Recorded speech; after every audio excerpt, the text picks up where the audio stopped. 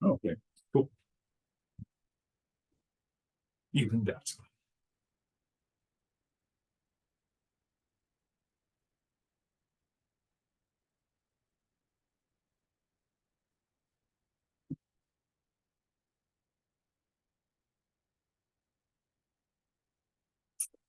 Good stuff. You're seeing it all today. That's all good. Gotcha. Oh, man. Little tray right here. I'll never do that.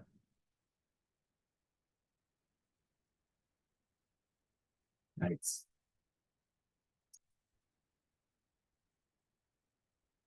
Okay, just what that's there for.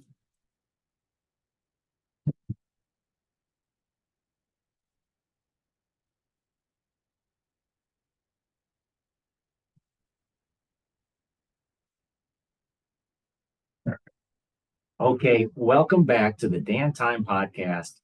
A really big deal to be presenting this episode to you today. First of all, thanks for being a listener. If this is your first time, you're coming in at a good place. Hopefully, the show has progressed, it has evolved.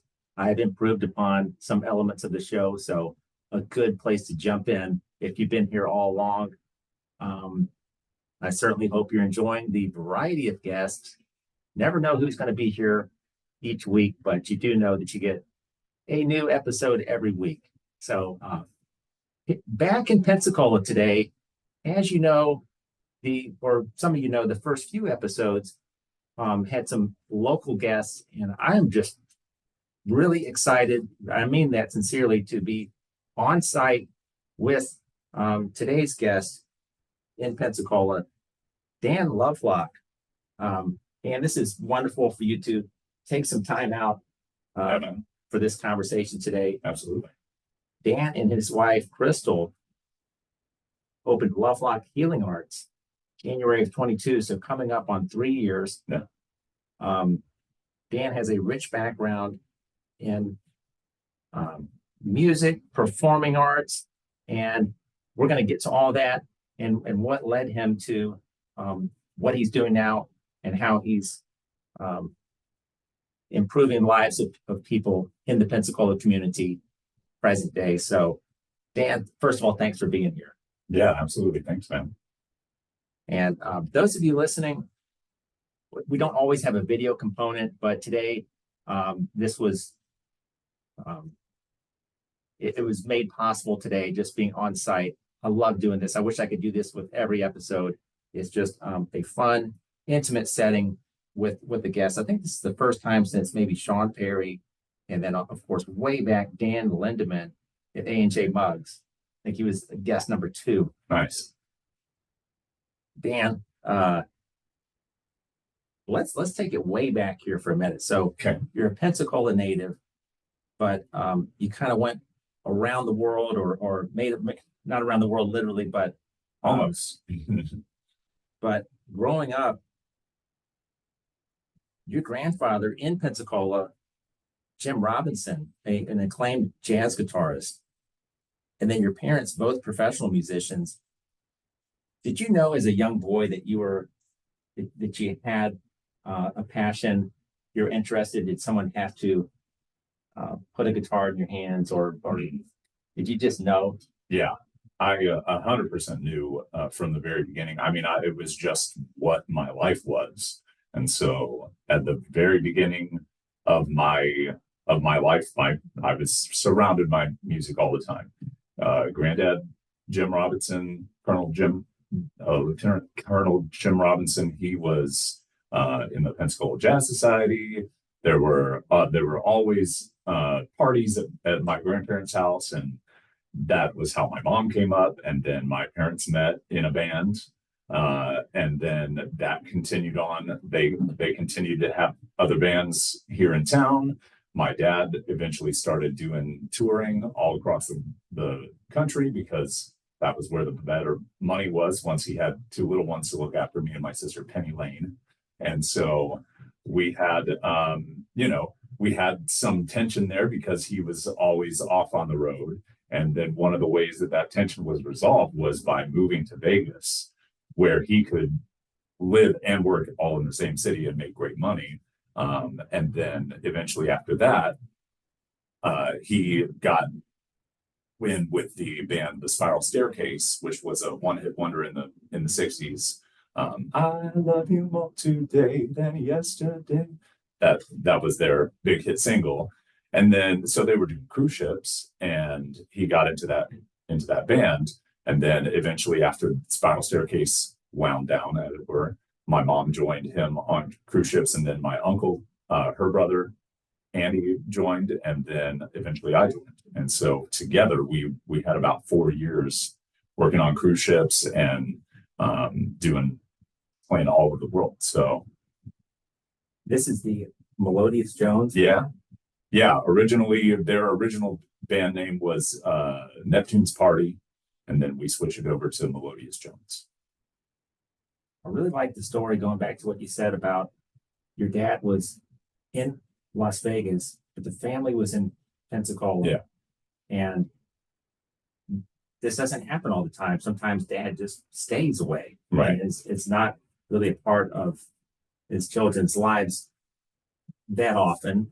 But was this something that your father said, hey, why don't you guys all come out here? Or was it an insistence on your mother saying, look, we got to, or some combination? But that I don't necessarily have all the details on.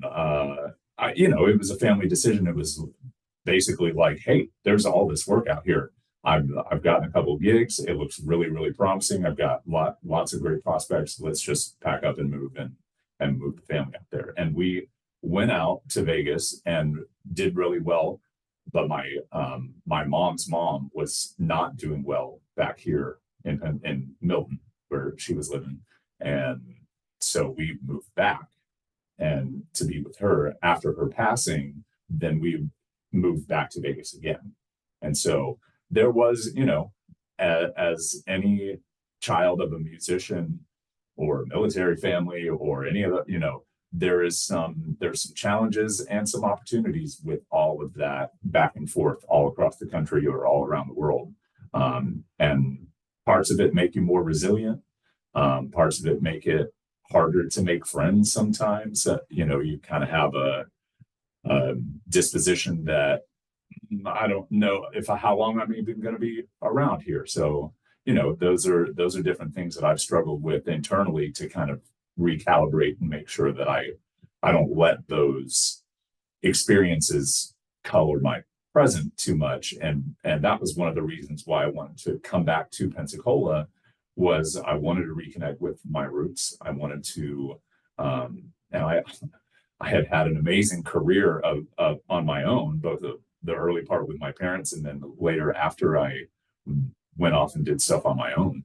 And I wanted to make sure that I had a time where I played in my own hometown, because I had never done a gig in my own hometown. So that was like, a very general and high level goal that I wanted to accomplish for a long time. And I finally made that happen by setting myself up with two career options and going into massage therapy and being able to support my new family with both of those things, and make sure that I have the stability and balance to be able to offer all of my talents back to my own hometown. that's great. It just probably never left you, maybe even in your teenage years or mid-20s, that you thought, there's things I still want to accomplish in Pensacola. Did it feel like it was an unfinished chapter, or? Well, I would say that it was that I had a longing for home.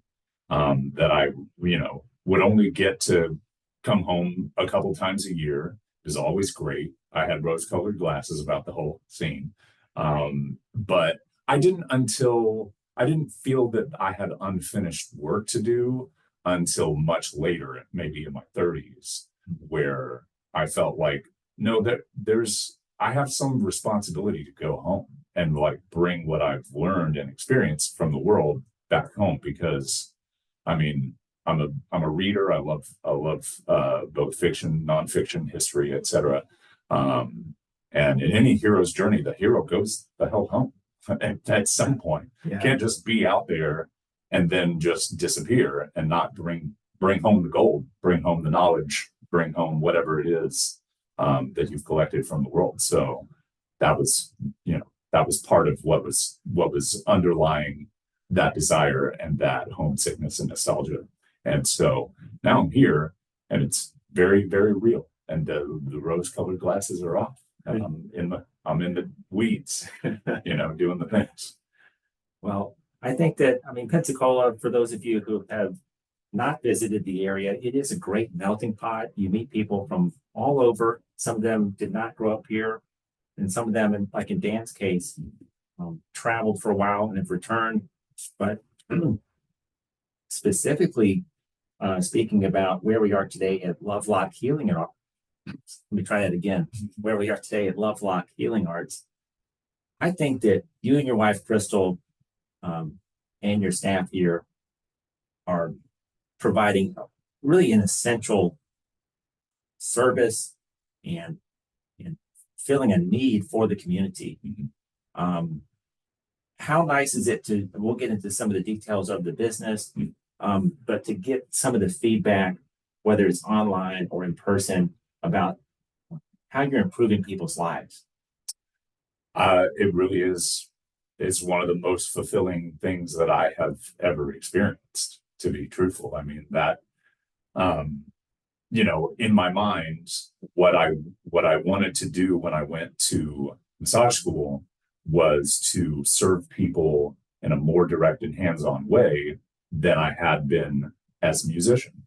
And I also wanted to leverage my bodily leverage. In other words, I'm 6'8", north of 200 pounds. Like I've got some physical presence to use that is underutilized in my musicianship. I could be 4'7", and if I can still sing and play the same way, then that's all right, and maybe even more interesting. I don't know, but I went the opposite way. So, but I am heartened every day to see and feel the impact, and that is the thing that keeps us going, because this is harder. This is so much more than what we had originally planned. Like in our cutesy little idea, it was like, okay, I'll open a massage clinic. I'll have my massage practice. And then we looked all around and we're like, oh, there's no room, there's nowhere for that. But there's this building. It's right in the middle of downtown, and it was grungy. It needed a lot of love, but it opened up so many other possibilities. And basically, my wife at that point had a conversation that we hadn't had before, which was about her bar practice, and about the fact that she was the studio manager at like the original bar studio in San Francisco, and one of the very first ones in the country that was popularized for not ballet dancers, because it's basically ballet dancer rehab is where that methodology came about. So it's a combination of yoga, ballet, Pilates, physical therapy, kinesiology, etc., all wrapped up into a package. And she like started me just having fairly recently been out of massage therapy school. I was like, wait, you're talking my massage language. You're talking body to me right now. And this is really exciting, because I didn't know that was in her. I just thought she worked out, and that's cool.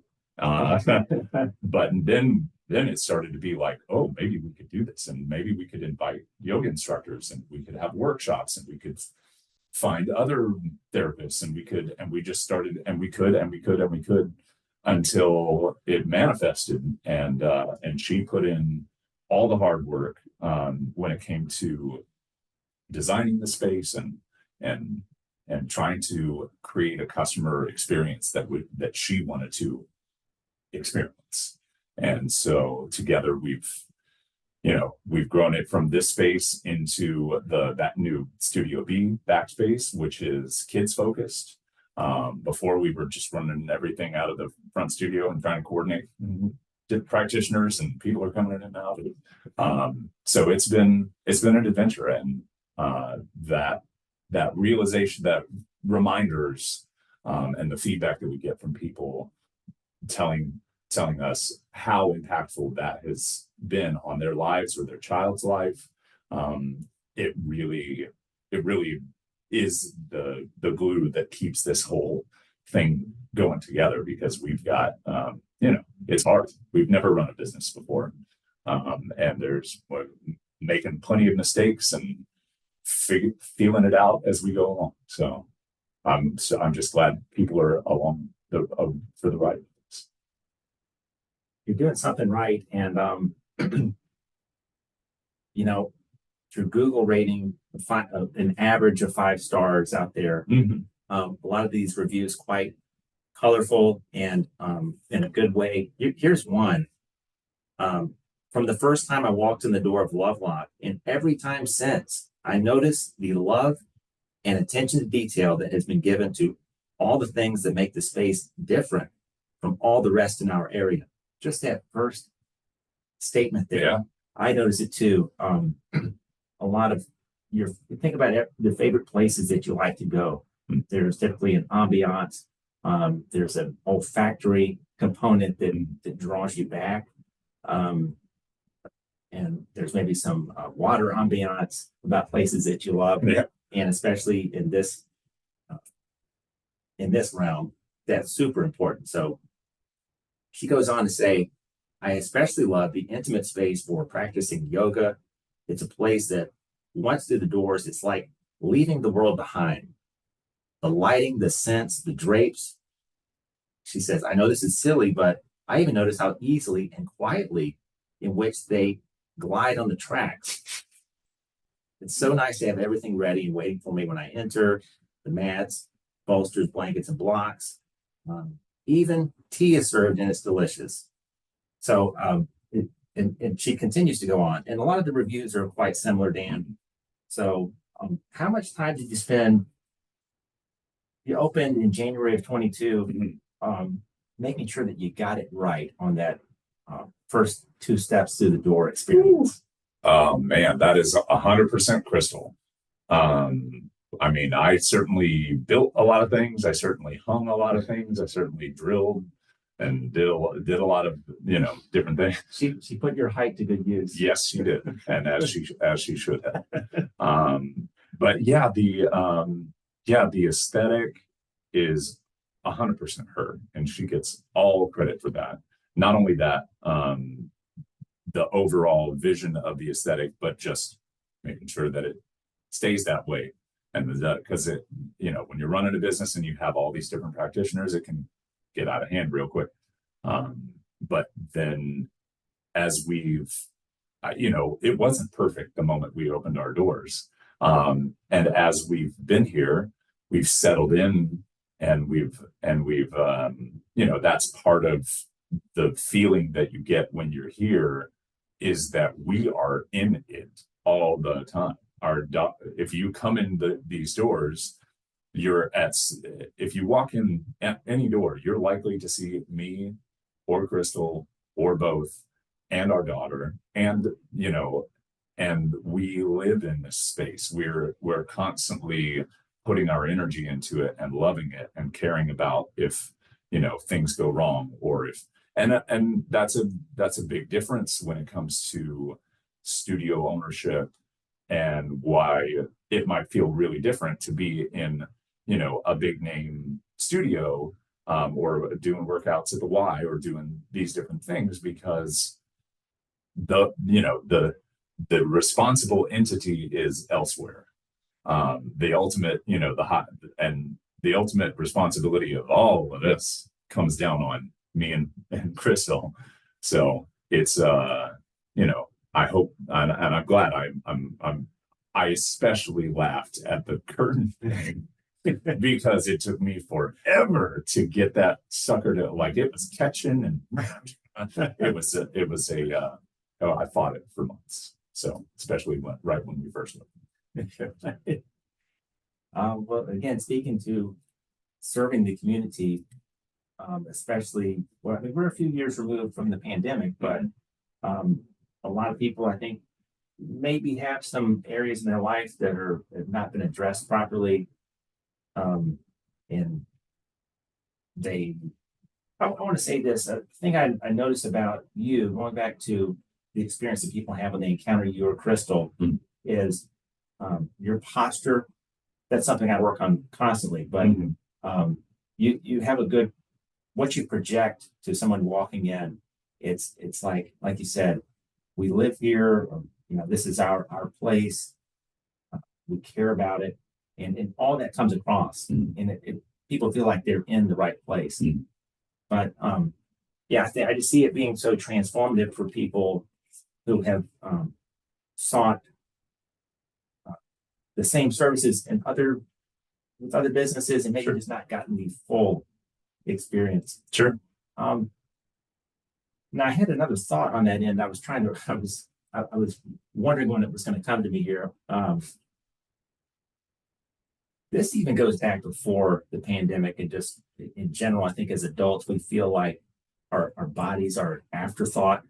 Like they can run without gas, they can run without food. I mean, it's like we just run them through the ground. And it's really easy to do that. And depending on your personality, I think a lot of type A's would say, yeah, that's me. I get 3 hours of sleep. I get 5 hours. I eat when I feel like I absolutely have to eat, that sort of thing. How important, and have you seen the results with people when they take the step in here? I've seen the results within myself, because that was part of this whole process was, my wife and I are both performers, both musicians, partied, played, had all the fun. And part of it was, I felt like unless the stakes were my survival and and also like tying my whole life up in this wellness space, that I would never really change or fully commit, or and there are obviously things that I still struggle with, but just starting with the body, I mean, the reason why I got into this has a lot to do with how much I abused my body as a musician for almost 20 years. And so having that realization was very stark, and it happened on a New Year's Eve wedding gig. Before the gig, New Year's Eve, during the day, I'm out in the backyard, I'm picking up dog crap, and I tweak my back worse than I can remember. And a massage therapist friend helped me out and helped me get through that gig later on. It was a celebrity wedding on New Year's Eve at the most expensive country club in Scottsdale, Arizona. So the stakes could not be higher. And I'm the MC, I'm the lead, I'm the band leader. I bring all the gear, I bring all the lights. I am the keyboard player, I am the DJ, I am the MC and running around doing announcing and cocktail hour and all those different things, and all of that is in my back. What a frightening realization. And I was like, I gotta do this a different way. I gotta figure out how this thing works a little bit better. Dan, was this the wedding? I read this on the website where Vince Vaughn was the No, this is a different one. That was a different one. Yeah, that was one in LA, and that was a whole different scene. But yeah, I have done, I have thrown myself into every conceivable music situation that is accessible to me, whether it's been wedding and corporate bands, recording, lounge gigs, all the different things that I've done have, turned what what originally is just a weird proclivity, which is an eidetic memory for songs. So songs live in here, and all it takes is a little spark to like pull one up in its kind of full form, and my brain just holds that song like a record. And so I can kind of, depending on how many times I've listened to it or how intentionally I've listened to something, I can I can recall that in the original key and hear parts and all that kind of stuff. And so that proclivity turned into a whole career. And so I've just followed that wherever opportunity has taken me. And and speaking of the pandemic, when that came crashing down on my career for 8 months of no gigs or more, when my everything about me was about gigs. That was obviously, that moment was the time where I had enough space for self-reflection to go, maybe I need just something else. And maybe I need to, and hey, also maybe it could be more intentional than just jump into something else. Maybe I could use what I have and use what I had learned to help other people more directly. And then that opened the opportunity for me to come back here.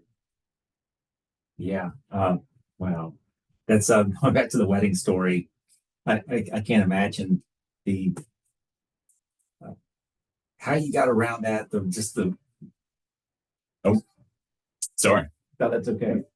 Let me silence that. Yeah, I got it. Sorry. B&B.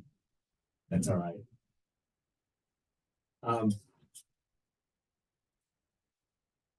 Yeah.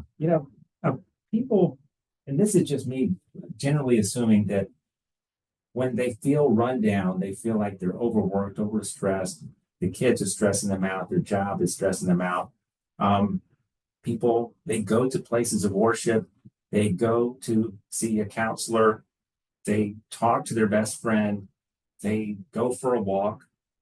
But do you feel like people sometimes come in these doors where they thought, why didn't I do this sooner, or in addition to Sure. some of the things I had going on, I didn't, or had they used to practice yoga, or Yeah, I mean, I've seen it all, and to be honest, I mean, it all works better together. I mean, you can't, all of the things that you mentioned are therapeutic and very, very, very scientifically grounded to say, when you are feeling down, if you are feeling depressed, you must reach out. As hard as it is, you have to reach out for some kind of connection, because that depression and anxiety is a symptom of a lack of connection. Johann Hari, so many different things are now supporting the conclusion that really at the heart of many of those internal states of disquiet and disease is a lack of connection. And we have so many things getting in the way of our connection. COVID is obviously a huge one that threw a big wrench in the works. But long before that, societally, we have a lot of hangover, carryover, cultural practices and different things that stop us from really connecting on a continual basis. And so I find that, especially with massage clients, with lots of different people, that a huge part of the therapy is just someone paying attention with care and holding space for whatever it is that they're going through. And to be 100% clear about this, that is what all therapy is. I mean, whether you're doing yoga, whether you are coming in for a massage, whether you're doing hypnosis, spiritual advice, I mean, there's all the different things that we offer. It really is just an opportunity for you to be in the presence of someone else with some intentional training and the desire to help you help heal yourself. Because there is nothing that I'm gonna put my hands on you and go, you're healed. It doesn't work like that. You have to come into the space that I'm holding for you with the desire for healing and restoration, and then be willing to, in that moment, accept that frequency, accept that that vibration of, and part of my job is to try to model that or embody that as best as I can. And we are, healer, heal thyself. We are none of us perfect. So, but that is the essence of what this business is built around, is that the concept that, number one, healing comes from within. I'm not a healer in the way that I do any magic on you. We work together to promote that state of healing within you. And we have built a business around giving opportunities for people to come in and find that healing for themselves, whichever direction they need to come at it. So for plenty of people, it can just be a yoga class, and that in and of itself is moving the ball forward. Or it's a nice massage, or it's energy work, or it's want to go deeper and do some hypnosis and dig into, turn off the conscious mind and deal directly with the subconscious mind.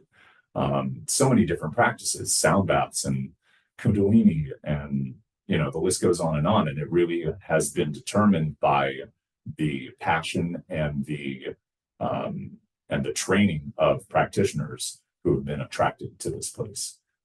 And so we've been incredibly fortunate to be in a time and space where so many different people have those practices available to serve others, and that they have been attracted here. And we, everyone who practices here is just so authentic and, amazing at each of their different practices. I keep saying the word practice and it's bothering me. Disciplines, services, all those different things. So it's very gratifying to see that all those connections equal the healing that people need, because ultimately it is the most healing thing, is being in community together and feeling that support, and then working on little treatments, this detail here, this detail there, let's open it up, let's open this up, wherever you need to start. That's kind of the way that we built it, so you can walk in the door and find your thing. And people are probably comfortable coming in here, and if they happen to get emotional, they probably feel like that's okay. Yeah. And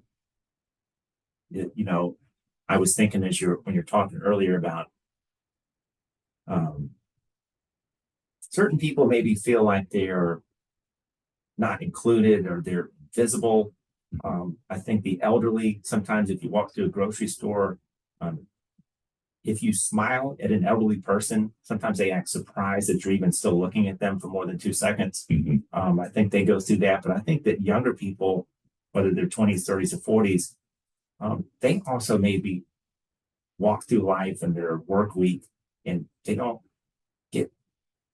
exchange hugs with people. They're not approached. They're not, and to come in here and actually have someone, a trained professional, where they can get a massage and just open up a new experience for them. Yeah. In a setting like this it's just wonderful. And I think it's the need is only going to continue to increase. And speaking with Awen when I first arrived here, talk a little bit briefly, and then we kind of get into some more Dan Lovelock performing career stuff. But the summer camps that you have for kids, this is so cool. Yeah. Well, so this is new for us this year. We kind of wanted to do it last year, but it didn't come together. But the summer camps that we're doing are a combination of all of the different kids offerings that we currently have, which are focused on music, yoga, art, mindfulness. And so we are doing 2 different weeks in June and July, 1 week in June, 1 week in July, and they're open for kids who are 4 to 10, and they are 3 hours in the middle of the day. That is, as a parent, I know is incredibly necessary to have some space during the summer for you to get things done, all that kind of stuff. I mean, it's serving many purposes all at the same time.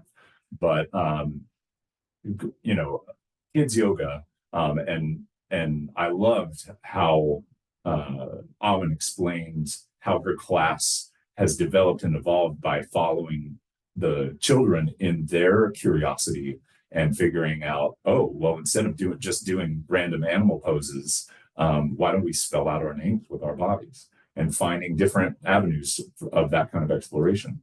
And it is her primarily driving the classes and using her experience in Galactic Child Yoga, and then also her experience as a musician. She's a professionally trained opera singer and a musician, all around musician.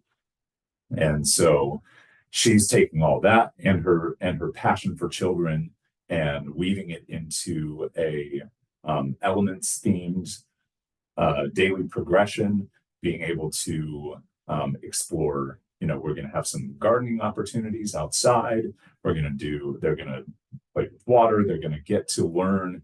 And this is one of those things that's really important for me, is this embodiment, this idea of embodiment, bringing the learning into the child's whole body as often as possible.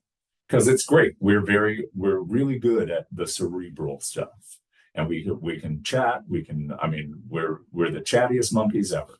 But when it comes to our well-being, the equilibrium and that equanimity that we're looking for in our bodies in order to feel well enough to do all this harder stuff up here and be clear and not internally turbulent, requires that it lives in the body.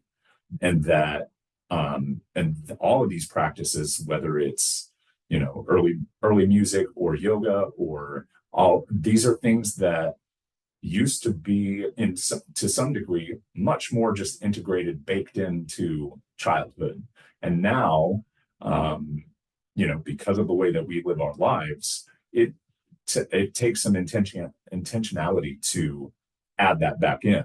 And so we are trying to offer that, because that's what we know, that we have a 5-year-old and we know that that's what she needs. And we're like, we got this space again. Once again, let's open it up. Let's make it available to not just us, and make sure that the Pensacola community has an opportunity to use that backspace. And then later on in the fall, we're setting ourselves up for continued homeschool enrichment program, which will also be during the day, and that will be available to homeschool kids, unschoolers, and that will be, I'm just now setting up the platform to be able to accept the PEP funds, like the Florida School Choice funds, so that 3 hours out of every Monday through Thursday, they can have a space where they are continuously learning and interacting, and all worries about homeschoolers not getting enough social interaction and all that kind of stuff, there you can erase that just like that by just giving them an opportunity. And for us as entrepreneurs, we need that too. We need that time to just focus on the business and our own relationship, for that matter.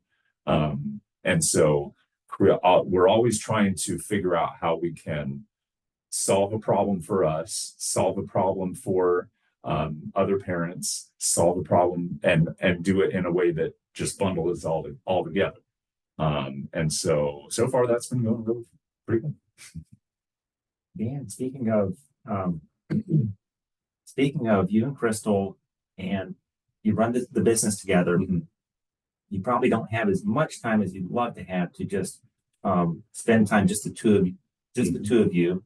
You've got a child. What are some things that you and Crystal like to do if you have an evening, if you've got a babysitter, or if you maybe do you have a planned out of town trip sometimes? Yeah. What are some things that you guys used to do or still like to do sometimes? Well, and we were talking about this before the show, but we have stopped drinking. And so, what the way that we met was I was playing, she came to the lounge that I was playing at. And our whole early relationship was all tied up in alcohol and going out and all that kind of stuff. So now that's part of our current relationship exploration is like we have lots of other interests, but because that was our default, that's what we would just normally go and do is go have drinks or go have a meal with drinks, always with drinks. So now that we're choosing a different path, now we're going up. I mean, there are so many springs, there are so many parks, there are so many things all along. I mean, basically just like take a pin and put it on the map somewhere, and there's something to do around here. So never a shortage. And we are that's also one of the negotiations that we're trying to make right now in our relationship is we cannot always be obsessed over the business as fun as it is, as stressful and pressure, as we have. In order to be good at it, we need to decompress, we need to take our own advice, and we need to and that's why I say in all seriousness, like this is a process. This business is a process that is also simultaneously meant to help us work on our own by serving and by showing us different patterns in the people and the clients that we serve, and learning to embody the correct or more healthy patterns for ourselves so that we can better serve, and that cycle continues. So so we're doing weekly date nights. We're doing we're figuring out, and she's all right now. Currently she is in the Pensacola Little Theater production of Rent, and so she's in rehearsals every night, and so that's an added layer of complexity. I'm performing a couple nights a week still and running all this, and we're doing GAT stuff and seeing clients and et cetera, et cetera. So it is a never-ending juggle, but it's got this momentum now. It's got this rhythm that we're kind of getting into a groove with. And once she's done with Rent in the summer, I mean, it's gonna feel like a vacation at that point. That's one of the benefits of adding too much to your plate is anytime you take something off, you're like, oh, that's really working. Yes. Hallelujah. Yeah, I can see a lot of us have a tendency to just fill up every corner of our calendar. And some of it, you look at it, you're like, I don't have to do that. I choose to do that, and it's fun, it's healthy, and whatever, but sometimes it's okay to have some relaxation or work in a hobby. I should take some of that advice sometimes. Yeah. Spring cleaning with everything. Everyone, you gotta clean out the closet and move stuff along and go, oh, that's not working for me. Now, Dan, going back to the top of the conversation, you moved to Las Vegas and then Scottsdale. You've had many, many years on stage. And for several years now, you've been the featured player or one of the featured players in the Rosie O'Grady's dueling piano show at Seville Quarter in Pensacola. This is a big deal, folks. If you've got a trip planned to Pensacola, this is a must stop. If you ask people at your hotel, they're probably going to tell you something similar.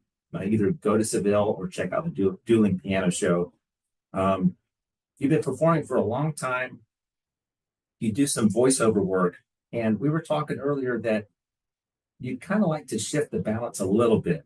Maybe still perform, but with the business and everything, going back to just moving some pieces around. Right. Is that you'd like to do a little bit more on the voiceover side?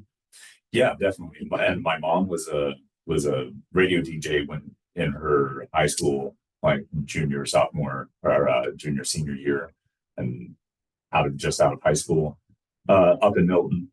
And yeah, I've been wanting to, play with my voice in other ways. I have done so many different kinds of gigs, and this is really the first time where I've been in a genuine dueling piano bar. But I feel like every gig and every experience that I've had that has led up to me being able to even do this, because it's a whole different level of engagement with the audience, pulling requests, doing call downs, doing fight songs, doing and me having to bust out, Whitney Houston and Celine Dion, because I'm the one who can do it. Yeah, real quick, I gotta say, because I've seen this a few times, and you may have been on stage. If this goes back a few years, folks. This is a high octane performance. Right. I mean, you're you're you're up and down, in and out of the seat. Yeah. It's Well, and unless you come in and request a sad, sappy ass song, in which case I'm gonna do that one for you.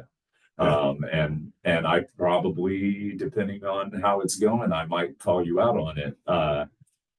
And it's been incredibly fun, and has brought out a side of me that was never free before, because for a long time, especially the past few years when I was living in Arizona, I was, for the most part, in high end lounges, steak and seafood spots, kind of jazz trio type stuff, and then my main money makers were all these wedding gigs, corporate gigs, Intel, whatever it was going on in Phoenix and Scottsdale. I would be the number one call there, and also got pulled out to LA and Seattle and San Francisco and Reno and Lord knows where else.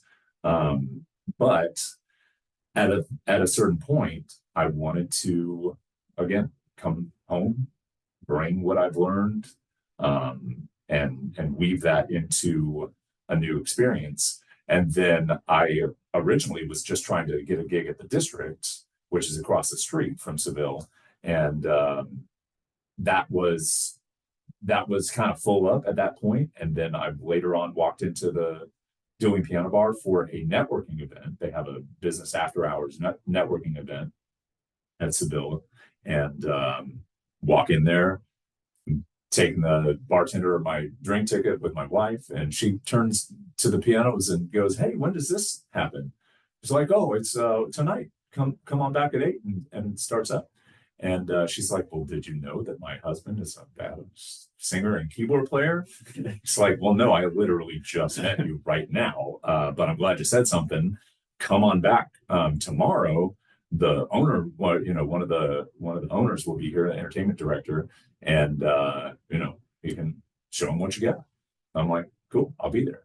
And after nearly 2 decades of playing around, I sat in with the band for about half an hour. He listened to about 30 seconds of it, and he's like, "Yeah, go ahead. Yeah, love it.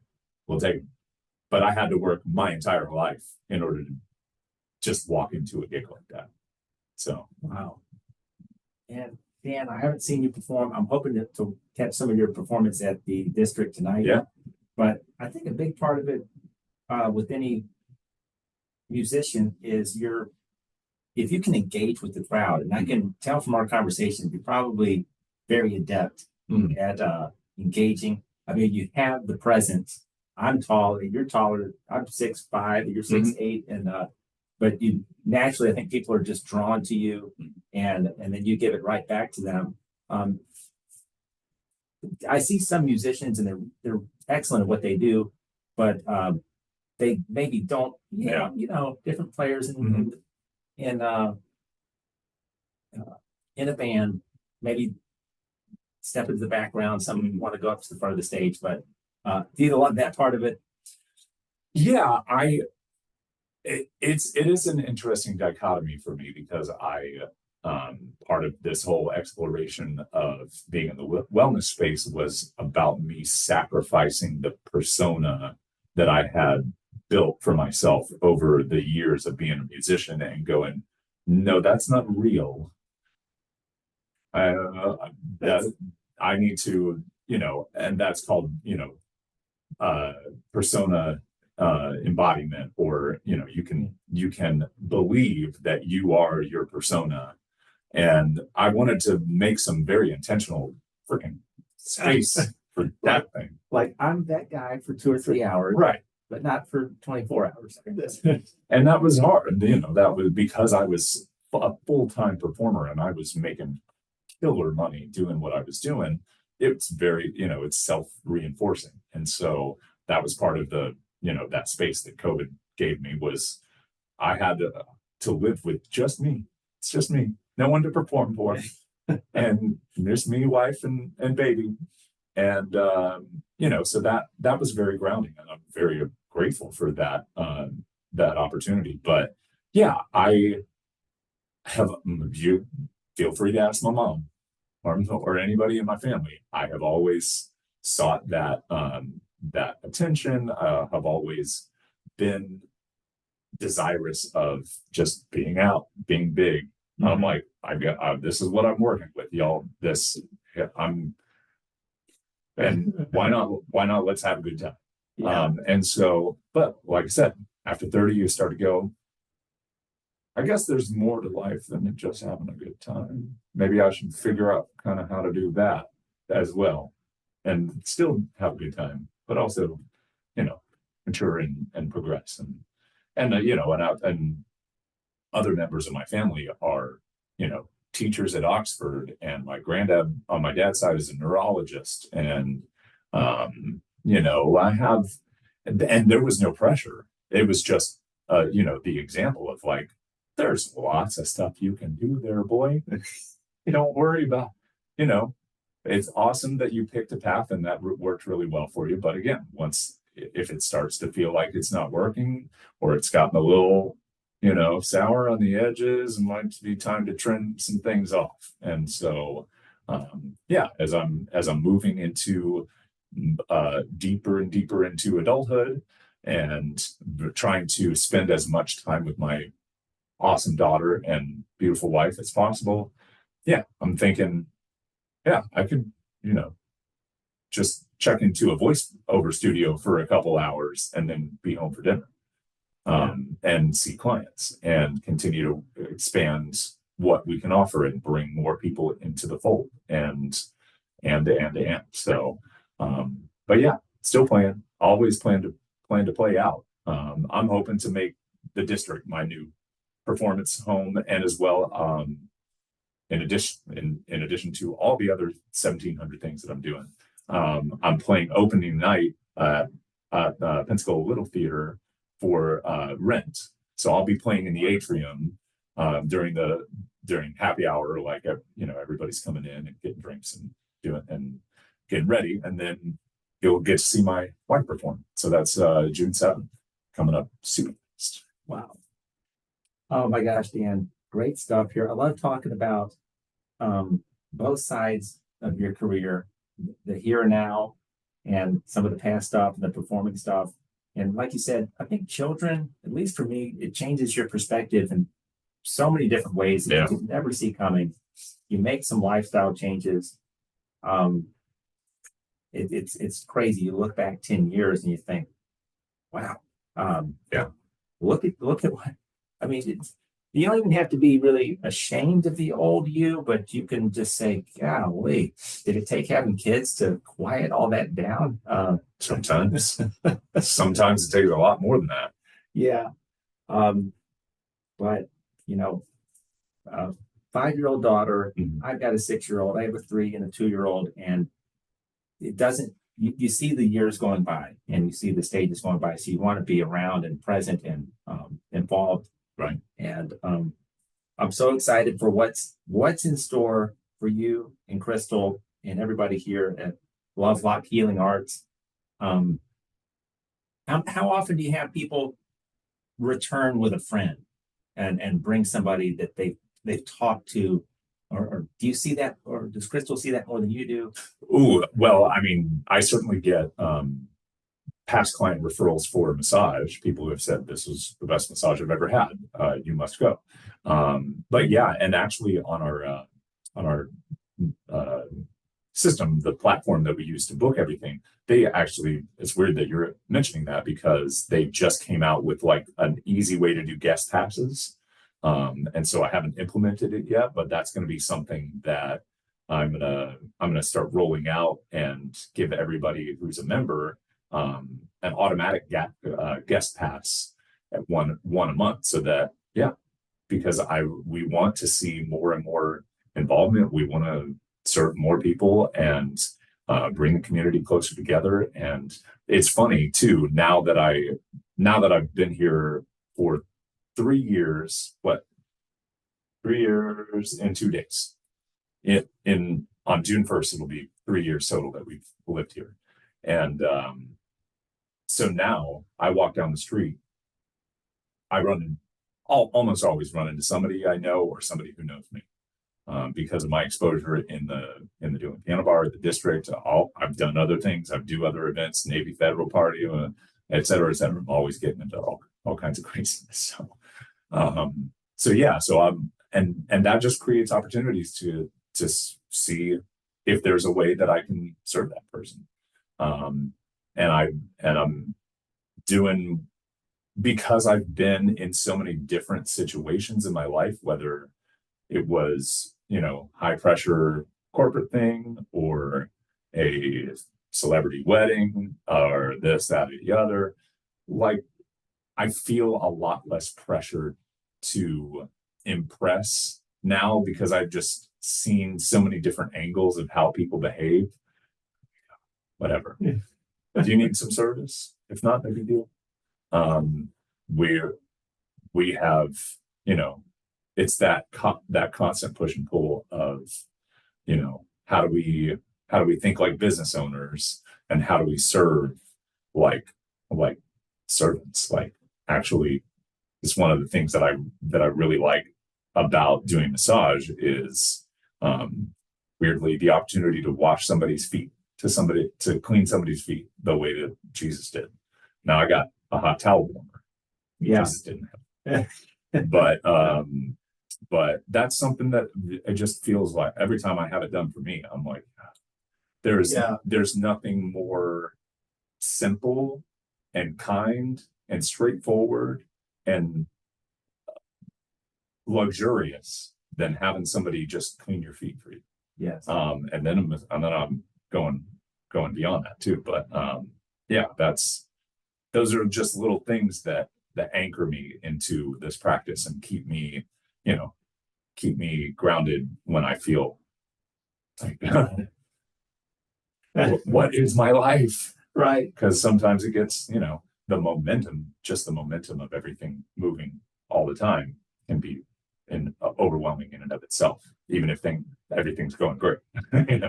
It's I'm glad you mentioned that, because an outsider's view might be that someone in your position is in perfect harmony.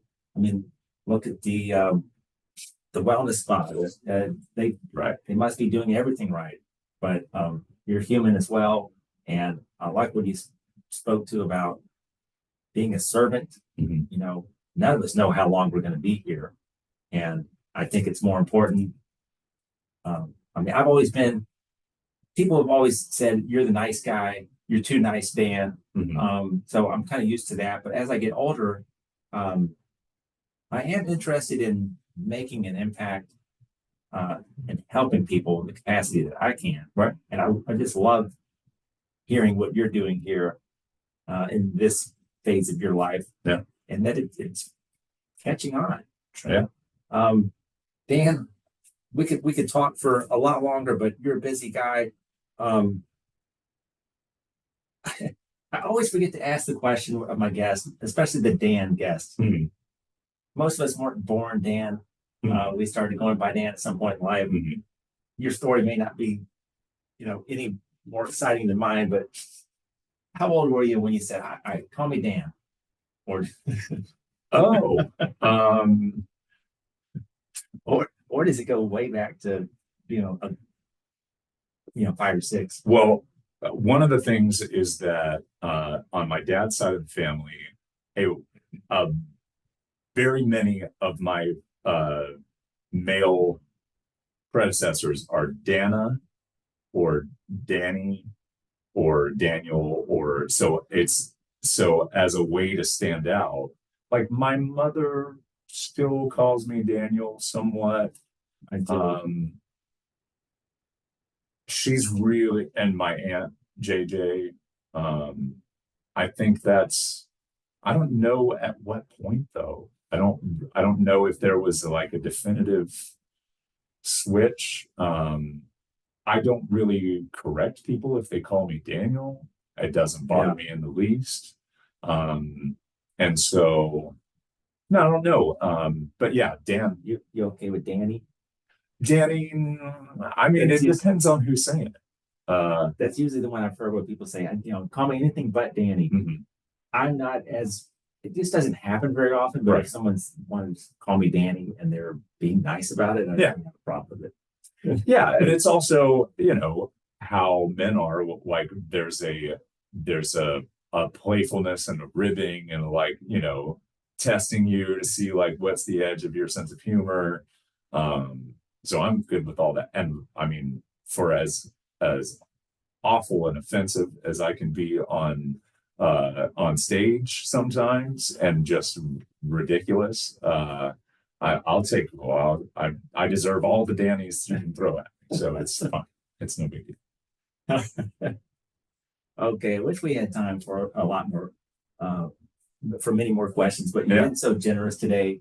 And folks, if you're traveling to Pensacola, if you're coming here for business and you're here for a few days, plug this in for one evening or 2 evenings, whatever you can work in. Another thing I like about Lovelock Healing Arts is you're not on a main thoroughfare. It's in an urban setting, but a walkable setting. You're not pulling into a strip mall. There's a nice approach to it when you park and you walk up. Mhm. That's huge right there. Sure. So yeah, if you're staying here, if you're maybe even staying on Pensacola Beach, you've got a vacation planned, you may be coming downtown at least 1 or 2 of those days. Check this out and check out the programs for children as well. This has been wonderful. Dan, anything else that we didn't cover? We didn't cover everything, but covered some great stuff. Yeah. Anything you'd like to promote? Oh, sure. I mean, you're saying, staying on Pensacola Beach or anything like that. I have more than just me as a massage therapist available. So I send out for alcohols and in homes. We have a wide variety of different practitioners who are doing things all across the city at various points. So, yeah, we're we have always so many different things. We have our Oyster Bay community classes. Those are just up the street on Main Street and Alkneys, and at Oyster Bay Boutique Hotel. So those are just $10, and they're on Saturday mornings. Though that's it. For people who are struggling or want a low cost, low commitment kind of thing to help get them started, that's a great one because it's beautiful there. We often rotate in some different guests who will either bring like mocktails, like the Curious Elixirs, or the guys from the Stretch Zone, or different to have some different vendors there. So we just try to make that cool and low cost. Is $10, and then just in general, we are starting to as this whole process has evolved, we're starting to figure out, okay, we're offering memberships that include the childcare. We're starting to figure out the groove of how to work with this brand new space that we just remodeled. So yeah, I mean the biggest thing that we're promoting right now are those summer camps. And so if you're in Pensacola and you're looking for a place to send the kids for a couple hours, over the summer, there's and you, as you probably already know if you're here, them summer camps feel best.